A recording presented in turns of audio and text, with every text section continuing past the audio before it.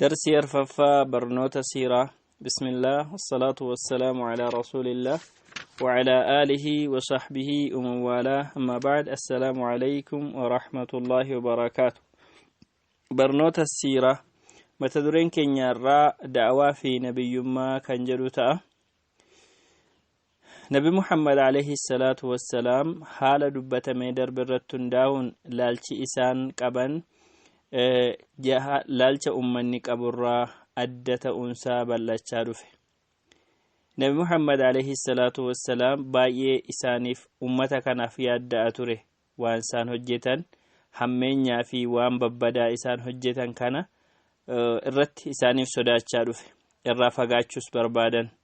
Akkasumas yeroo irraa faffagaatanii kophaa taa'uu baay'isan kana akkamittiin jarri kun rakkoo kana keessaa bahu kan jedhu yaaduu itti fufan. Rasuulli Rabbi alayhi salaatu wassalaam gaara Hiraa bakka jedhamutti kophaa namarraa bahanii diinii Nabi Ibraahim alayhi salaam hafee jiruun yookiin diinii kanarraa barnoota lafa jiruun ibaadaa godhaa turan. Kunis waggaa keessatti ji'a tokko gaara Hiraa keessa turu. Ji'i kunis ji'a Ramadaanaa ture. Yeroo ji'a kana xumuran gara Makkaatti galu ganama gaafa Shawwaal jechuudha. Haala kana waggaa 3 deddeebisanii gaara Hiraa keessatti ibaadaa gochaa turan. Nabi Muhammad alayhi salaatu wassalaam gaafa umriin isaanii waggaa 40 gahu sun umrii namni itti guutuu ta'u ergamummaadhaaf filatame. Egaan mallattooleen misraachuun yookiin misraachuun nabiyyummaadhaa isaanitti himamuu jalqabe. Sagalee wayii dhagahu akkasumas ifa wahii argu akka Nabi Muhammad alayhi salaatu wassalaam jedhanitti otuun nabiyyii ta'ee hin ergamin dura yookiin otuun hin ergamin dura dhagaan ta'e tokko Makkaa salaamtaanaan jedhaa ture jedhanii dubbatu turan. Haala kanaan gaafa umriin isaanii eegala yookiin jalqaba waggaa 41ffaa ta'u otoo isaan gaara Hiraa keessa taa'aa jiranuu holqa Hiraa jedhamu. Hiraa jechuun gaara san keessa holqatu jira. Ol fagoodha. Jabal Nur kan jedhamu irratti argama. Otoo isaan achitti Rabbiin abbadaa jiranuu Jibriil alayhi salaam achitti itti dhufe. Aishaan yaada kana akkana jechuudhaan ibsiti. Radiyallahu anha. Jalqaba kan ergamaan Rabbii ittiin ergamuu jalqaban wahyi irraa yookiin beeksisni Rabbiin isaanitti godhuu jalqabanii dura ru'yaa yookiin abjuu gaarii hirriba keessa arganu ture. Ergamaan Rabbii abjuu tokko yoo argan akka ifa guyyaatti isaanitti dhufee mul'ata. Sana booda Rasuulli Rabbi alayhi salaatu wassalaam namarraa kophaa bahuu baay'isan. Gaara Hiraa keessa dhaqanii achitti kan Rabbiin abbadan turan. Sunis guyyoota lakkoofsa qaban achi turu. San booda gara maatiitti deebi'anii galaa fudhatanii hammas deebi'anii dhaqu. Haala kanaan gaara Hiraa keessa turan. Gaafa dhugaan jiru yookiin ergaan Rabbiirraa itti dhufu malaa'ikaan dhufee itti himu qara'ii jaaniin jedhe. Ergamaan Rabbiis ani qara'een beeku yookiin ani dubbisan beeku jedhaniin. Ammas qabeenii na haguugee yookiin na hudhee na cinqee ka'ee na gadhiisee ammas qara'inaan jedhe. Yeroo 3 akkas na godhee sadaffaa irratti qara'i اقرأ باسم ربك الذي خلق الإنسان من علق اقرأ وربك الأكرم الذي علم بالقلم علم الإنسان ما لم يعلم. دبس مقا ربي كيتي إسا أومات كنما أومي ديقرة. دبس مقا ربي كيتي إسا كبجمات إسان كان قلما بريسو نما برسيس وان من بينس كان نما برسيس سنة دبس جتشو اتدبته. رسول ربي عليه الصلاة والسلام إنساني أتو أرقفمتو أتو رفتني قرى كديجات تريبئني سينا رضي الله عنها لكني نما وياد أن مرمرا جدن يوكين نمرا وياد أني جدني دبة هم سودان ساني ستي قاف سودان ساني سو خديجات أن أكنا جدني وانت تأجر اتدبتني لبو كرة سودات يا خديجة وفين سودات جدنين خديجة رضي الله عنها لكسا ربيني سنتنيسو تسميو مالف جنان أتفروم ففتا أكسمس وان الفاتانا ما أبسيتا وان انجرنا ما أرقم سيفتا كيسما كبجة نما ميد أما يوكي ركو فرتي حق أبرد أبت وان تيف ربين سميد وانا كنا يادني جدني خديجان نبي محمد عليه الصلاة والسلام ججبيسا سنبودا خديجة رضي الله عنها إرجما ربي تنفرت ورقة من نوفل نمجد أمو برديمت إني الموسيلة خديجة تره دراني يرو جاهل ما كيس يعني كريستانة يوكين نصارات تره نصارى يروتو كان أفاني برايستي كتابه إنجيل جد أمو أفاني برايستي تيم بريسة تره والرب نكني بريسو بربادي بريسة يرو كانت ورقة من نوفل جامع جرى خديجان أكس جتين يالما وسيلة كوتي أجي المبوليسة كيتي الراجتين أكنا جتون فروما ولت قالوا تمر الراجدو خديجة وجنين تمر الرت فروما ولت دفوجدو ورقة كنا وجنيني كنا فكس جتين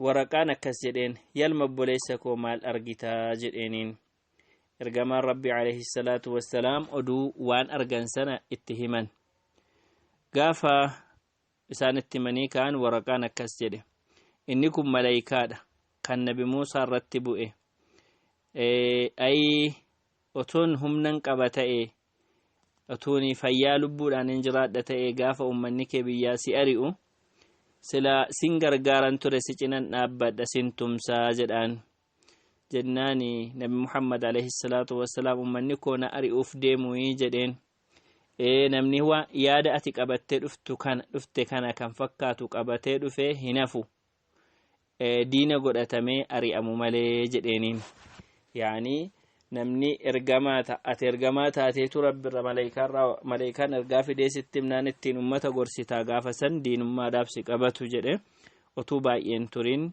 دوئي ورقان كن سينا إيقالا سينا جلقبو وحي النبي محمد الرتي عليه الصلاة والسلام تاسفا سنس جاء رمضان كيس هل كان ليلة القدر كالربين شهر رمضان الذي أنزل فيه القرآن جاء رمضان كان قرآن كيس بو فمجد سناول والفلة قيان كن أك حديث لين سيهتان إبسانتي هل كان ليلة القدر قيا اثنين أتو برين هم بين وكين أتو برون هم بين دراتره ليلة القدرين يروهن كان جدامو هل كان وتري وكين كنت كيس كان أرقم جاء رمضان قرأت مرارة أك قرآن مركنايت قيان اثنين جاء رمضان كيس برسنا كان تأودن دو كان إني الربو قيا دقدمي تقفى جاء رمضان برا أفرتمي تقفى كيس تري عمري رسول ربي عليه الصلاة والسلام إني كن أمو قيا كرنفا جاء أغسطي برا إبجهاف كرنا فارتا عمري درقما ربي قافا كان عمري وقا أفرتمفا لكوفسا الديساتين يوكي لكوفسا جاءتي يوديمو وقا أفرتمفا في جاء جهافي قيا كدلمة آجدم إني كن قافا لكوفسا أدودان لكا أمون يوديمو أمو وقا صدمي سجليف جاء سديه في ويا كل لما فات أجدم كان سان إرجمن حال كان أيوديمو برا أفرتم مفا قوتو سرت أكال كوفس أدوتين يرو لكامو برا أفرتم مفا قوتو رت إرجمن تأو إبسا جدم إجان وحين كان جلك أبين سورة اقرأ سورة العلق بوسودان اقرأ جتشودان كان بو إيوتاو سنة جدوت سنس جا رمضانا كيسا وانتيف سنة جدوت وحيين أدانجت تويسان غار حراء كيسا جرانو قيوتا لكا همانو أدانجت إرقام ربي باقي يادعان اتداق همي وحيين كن أكساني فو بربادا رسول ربي عليه الصلاة والسلام ورقة بن نوفل برا قاف ديبيان قار حراءة ديبياني أجتاني ربي عبدو في اتففا جرى رمضان الراس هنگا قيوتتي هفت سنة قاف ديك دمي توقوتي كانتي إيجا جرمي بودا قيوتتي هفت سنة طمرو داف أجي ديبياني قاف قيان سن طمرامو غنمسا شوال قاف توقو مكتي ديبيئو داف ka'an isaan akkana jedhu gaafan dhufee goodaa keessa ga'u gaara gubbaadhaa gadi bu'ee gaafan goodaa keessa ga'u sagalee na waamu dhagaye yookiin sagalee natti iyyuu dhagaye bitaa fi mirga laalee homaan agarre fuuldura koos ilaalee homaan agarre duuba koos akkasuma yeroo mataa koo ol fuudhuu waan ta'een arge malaa'ikaan gaafa gaara Hiraa keessatti natti dhufu barcuma dhaabbatee samii keessa taa'a gidduu samiif dachii ta'a ture baay'ee rifadheen lafatti kufe Khadiijaatti dhufeen ammas wayaadhaan namaraa jedheen itti iyye bishaan qabbanaa natti dhangalaasaan jedheen akkasuma deddeebise boodarra rabbiin yaani ergaa yaa ayyuhal muddaththir qum fa'anzir wa rabbaka fakabbir wa thiyaabaka fatahhir warrujza fahajur ayatoota jedhan kana irratti buuse yaa inni wayaa marmarattee ciistu ka'iitii gorsi rabbii kee guddisi uffata kee qulqulleeffadhu waan rabbiin dallansiisurraa qulqullaahii ittiin ooderraa fagaadhu jechuu rabbiin buuse kana booda wahyiinis itti fufee wal hordofee dhufe aayaan kun yookiin ammoo wahyiin akkasitti jalqabe kuni jalqaba ergamummaa isaaniiti suuraan iqraa yookiin suuraan alaq kan iqraa jechuudhaan dhufe jalqaba nabiyyummaa isaanii yookiin maalummaa isaanii ajaja isaaniif dhufe yeroo ta'u inni kun ammoo ergaa ummatatti dabarsi jechuudha waan ta'eef jalqaba nabiyyummaatii jedhama ayaan kun dirqama lama of keessaa qabaa jedhu dirqamni inni tokkoffaani akka inni ummata gorsu kayitii ummata gorsi ergaa ummataan gahii kan jedhudha qum fa'anzir jedhee kan inni ajajee jechuudha kun egaa ummata jal'ina irra jiru gara qajeelumaatti akka dhufu shirkiirraa gara tawhiidaatti haqatti akka dhufu taasisuudha gabaabaadhumatti ummata jal'ina irraa sodaachisiitii gara qajeelumaatti waamii jechuudha inni lammataa akka ofii isaanii isaan hojiirra oolchan ajaja rabbii akka hojiirra oolchanii jaalala rabbii argatan akkasumas mu'mintoota amananiif fakkeenya akka ta'anitti hojii akka hojjetanitti ajajaman inni kunis jecha warabbaka fakabbir jedhuuni rabbii kee guddisi shirkiirraa qulqulleessi jechuu kanaan ittaansee wathiyaabaka fatahhir qaama kee wanta qulqulluun taanirraa qulqulleessi uffata kee jechuudha kan ammas waan dalansoo rabbii sitti fidurraa dhiisi waan xiqqoo kennitee guddaan akkasii kennamu namarran barbaaden jedhee eegattimee ajaja kana dabarsee booda akka rakkoon garaagaraa isa mudatu ibsuutiin wali rabbika fasbir rabbii keetiif jedhii obsii jechuu itti dubbate egaa ajaja kana rabbiin isaaniif kenninaan da'awaa gochuudhaaf ka'an nabi Muhammad alayhi salaatu wassalaam egaa aayaan kun bu'ee booda ummanni nabi Muhammad gorsuudhaaf ka'an kun ummata diinii hin qabne ummata goggogaa taabota qofa gabbaru ragaa kan hin qabne abbootii jaraatii kana waaqeffatu arganiituma faana bu'anirraan kan hafe kan biraa ragaan qabanu ture namoonni kun nama qalbii gogaa kan rakkoo tokko furuudhaaf waan biraan beekne seefii fudhatanii ka'uurraan kan hafe egaan haalli kun wanta jiruuf rabbiin akka nabi Muhammad alayhi salaatu wassalaam gadi qabanii otuu mul'isanii hin jedhin tokko tokko namaatiin da'waa namaan gahanu itti hime ajaja jiru keessa akka isaan dura maatii ofii waaman fira isaanii waaman hiriyoota isaanii waaman taasisee jechaadha asirraa gaa waamichi jalqabeera namoota yeroo gaafa ergamaan rabbi alayhi salaatu wassalaam da'waa kana jalqaban namni gara iimaanaatti daddafee dhufe warra duraa jedhamee kan beekamu keessaa inni tokkoffaan Khadiijatu binti Khuwaylid radiyallahu anha Khadiija binti Khuwaylid akkuma ergamaan rabbi ergamaniin ergaa isaanii dhaggeeffattee amante kunis bishaaraa yookiin misraachuu jiru haal duree nabiyyummaa argame eega agartee booda yaada waraqata ibn nawfal mirkaneeffatteetu gara diin al-islaamitti seentee jechaadha. Khadiijaan guutummaan guututti nama kam dura kan amante ta'ee fudhatamaa jechuudha. Dubartiirraa jedhamus nama kamiyyuu dura kan dura amane Khadiijaa ta'uu isaatu fudhatama. Ittaansee lammata irratti Nabi Muhammad alayhi salaatu wassalaam Abu Bakriif da'waa godhanii Abu Bakris of duuban deebi'in jalqaba amane. Inni jalqaba nama dhiirarraa amaneeti jedhamee fudhatama. Waan tokkoyyuu mormiin dhaqnee jechuudha. Abu Bakr waggaa lama quxisuudha yookiin ergamaan Rabbii waggaa lama isaaf hangafu turan. Haala ergamaa Rabbii guutummaan guututti waan beekuuf gaafa isaan itti dubbatan dhugoomsee amane. Sadaffaa irratti kan amane Aliyyu ibn Abi Xaalib ture radiyallahu anhu. Aliyyu ibn Abi Xaalib guddisa ergamaa Rabbii jala jira ture. Sababiin isaatis yeroo ta'e beelli Qurayshootatti bu'ee jennaan Abu Xaalib ijoollee baay'ee qabu kanuma wajjin harka qalleessa waan ta'aniifi Abbaas ibn Abbaas Ja'fariin fudhate ergamaan Rabbii ammoo Aliyyii fudhatanii guddisaa turan. Kana keessatti wajjiniin turanii gaafa isaan Islaamnaatti Aliyyiitiin waaman gaafa sana umrii isaa waggaa 12 jedhama. Islaamnaa taqabbalee fudhate. Jalqaba nama daa'imman irraa amanii jedhamee beekama. Afraffaa irratti namni amane Zayd ibn Haarisata ibn Sharaxbiil al-Kalbii jedhama. Inni kun yeroo jaahiliyyaa keessa yookiin sana dura walloliinsa keessa booji'amee ture. Gaafa booji'amu Hakiim ibn Hizaam namni jedhamu bitate. Eega isa bitee booda Khadiijaa adaadaa isaa turte Khadiijaadhaaf kenne. Khadiijaan immoo ergamaa Rabbiitiif kennite Zayd ibn al-Haarisaa kana. Haala kanaan osoo jiru abbaasaa fi wasiilli isaa dhufanii akka inni jara bira jiru baraniiti dhufanii nuu kennii fidaa gatii isaa kaffallee fudhannaa nuu gadhiisii jedhanii gaafatan ergamaa Rabbiitiin. San booda Nabi Muhammad alayhi salaatu wassalaam Zayd ibn Haarisaa kana waamanii yoo na biratti hafuu maraxattes na biratti hafii yoo jara duukaa galuu barbaaddes jara faana galii jedhanii itti dubbatan.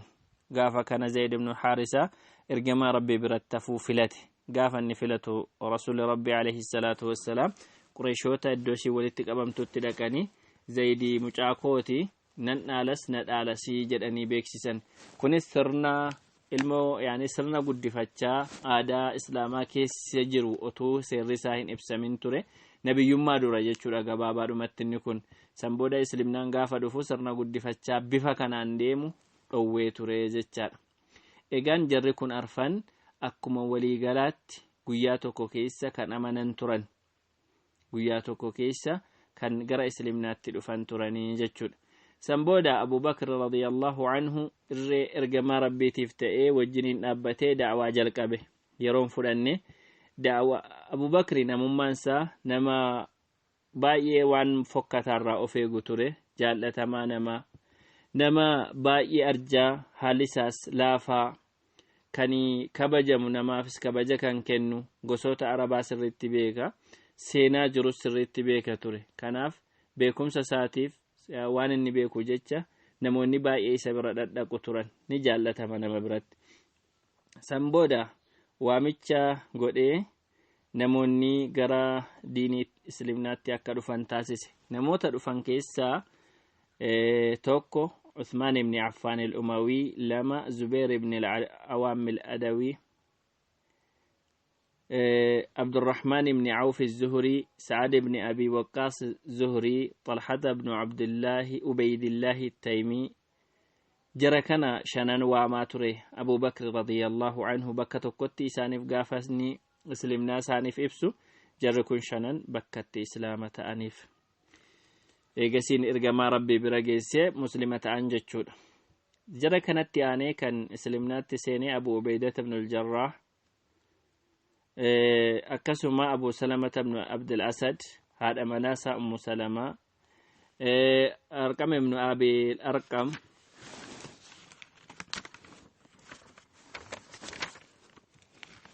عثمان بن مذعون، أبوليس إسا لمان قدامة في عبد الله.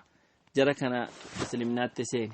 أما عبيد الله بن الحارث ابن عبد المطلب بن عبد مناف، سعد بن زيد بن عمرو بن نفين، هذا مناسا فاطمة بنت الخطاب وبليتي عمر بن الخطاب كان براء خباب بن العرت جعفر بن أبي طالب هذا مناسا أسماء بنت عميس خالد بن سعيد بن العاص هذا مناسا أمينة بنت خلف أتشيبود وبليسا إساء عمرو بن سعيد بن العاص أمس حاطب ابن الحارس هذا مناسا فاطمة بنت مجلل وبليسا إساء حطاب بن الحارس هذا مناسا فكيها بنت يسار وبليسا سا معمر بن الحارس أمس مطلب بن أزهر هذا مناسا رملة بنت أبي عوف نعيم بن عبد الله بن الأسد النحاس جرنا كانتو نانو ولي قال لساني نانو نما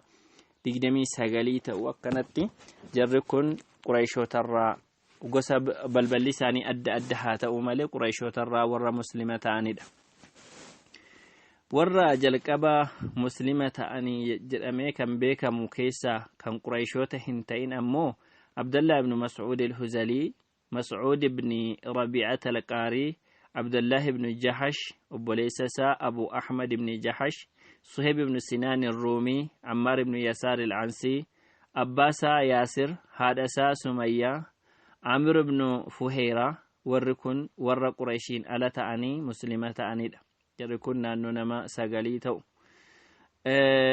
نموت دبت ميدر بكيسا دبرتوني قرين كان هفن أمو أم أيمن بركة الحبشية أكسمس أم الفضل لبابة الكبرى بنت الحارس الهلالية كان جرمت هذا أمانا أباس بن عبد المطلب كان ترته أسماء بنت أبي بكر رضي الله عنهن جرى كانت إسلمنا تسينا إيجان جرين كن ولما قال لساني مالجد أماني بيكمو مقا يوكي مسو والرجل رجل قبا رعيل الأول يوكي فرقاتو درا والرجل yookiin ammoo warra yeroo jalqabaa irratti islimnaatti seenanii jedhamanii beekamu.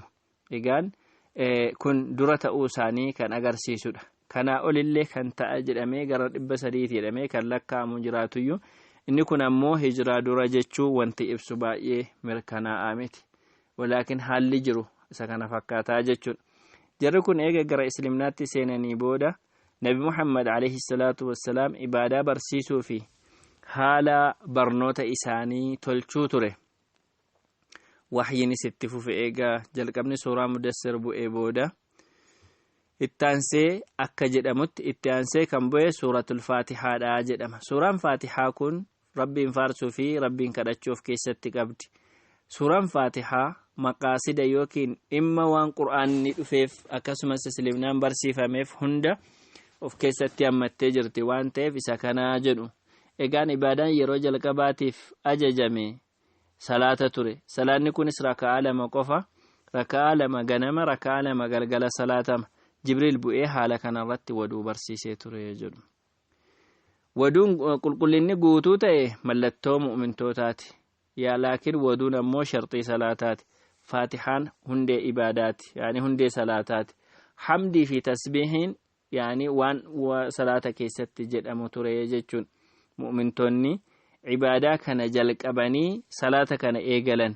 Haa ta'u malee bakka namni isaan hin arginetti dhokatanii kan rabbiin abbadan turan.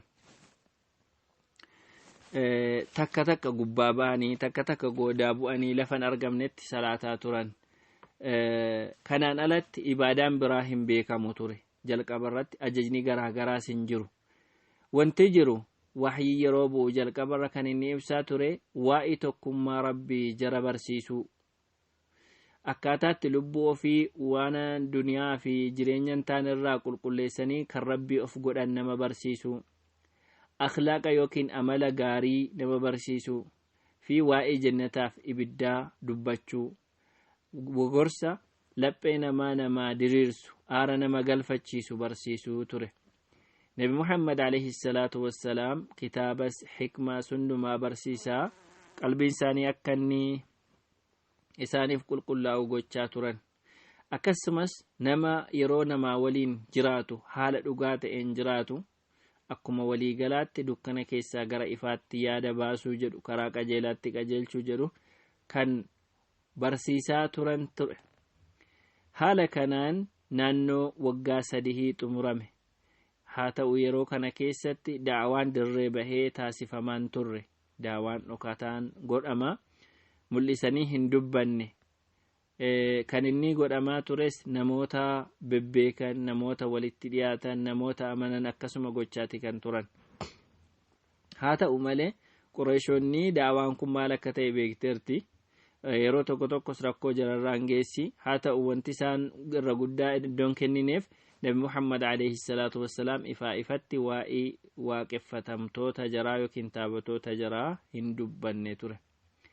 Egaan kana booda da'awaa dirree baasuu jechuudhaan hanga walitti deebinutti haadha wa sallallahu wa sallama ala nabiyyina Muhammad.